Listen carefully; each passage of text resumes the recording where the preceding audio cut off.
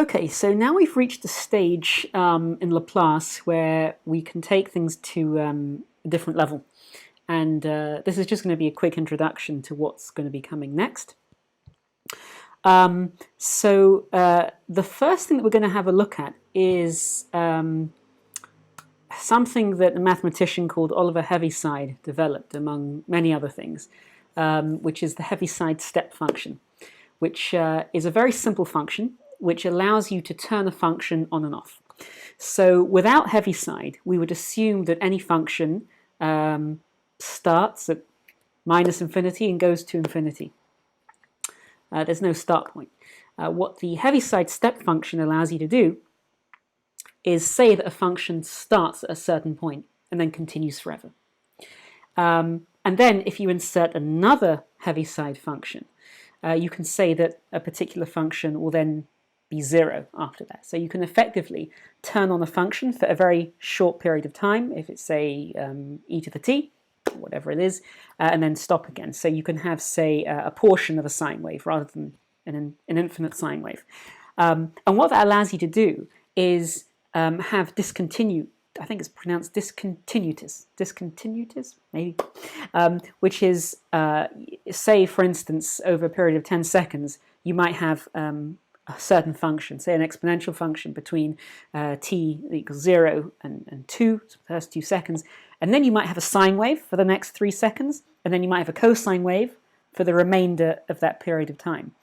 And then what we're going to do is have a look at the Laplace transform of the Heaviside step function, and then the Laplace transform of what we just spoke about, which was when you have a combination of functions that start and end at different points in time. And what that allows one to do is solve much more sophisticated problems. So we're going to have a look at that. Then what we're going to do is look at the second shift theorem. So we've looked at the first shift theorem. We've also looked at the second theorem and the third theorem, but we haven't looked at the second shift theorem, which is a function multiplied by a Heaviside step function, and looking at the Laplace transform of that combination or that product. And then we're going to look at inverse transforms of a more complicated nature, which will recognize from the forward transform of the second shift theorem. So basically that allows you to solve a little bit more complicated inverse Laplace transforms if the forward transform is the second shift theorem. And then the idea is that we'll do lots of questions and examples on that, so that the second shift theorem becomes intuitive.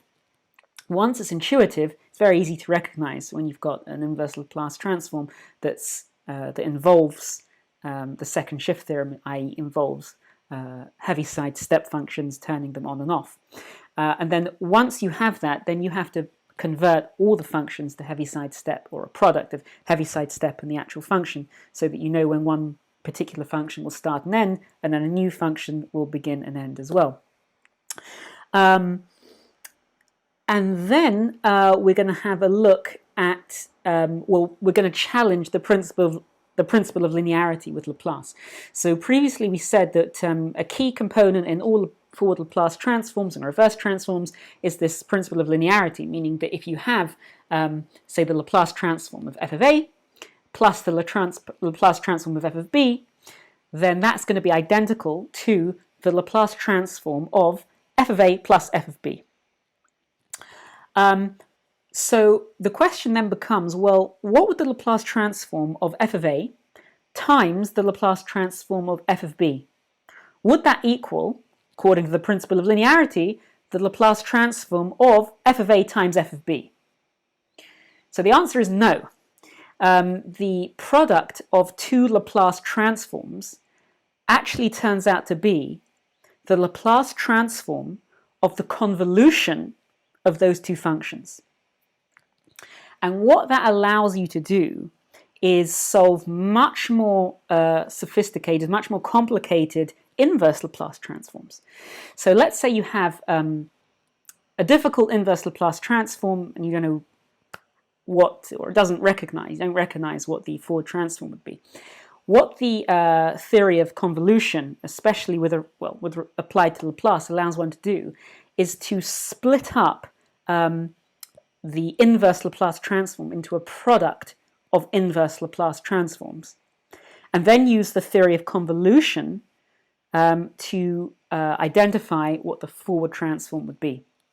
And convolution is a little bit challenging to really understand mathematically, but it's fairly straightforward once you get your head around it. But we're going to look at that in the videos on convolution.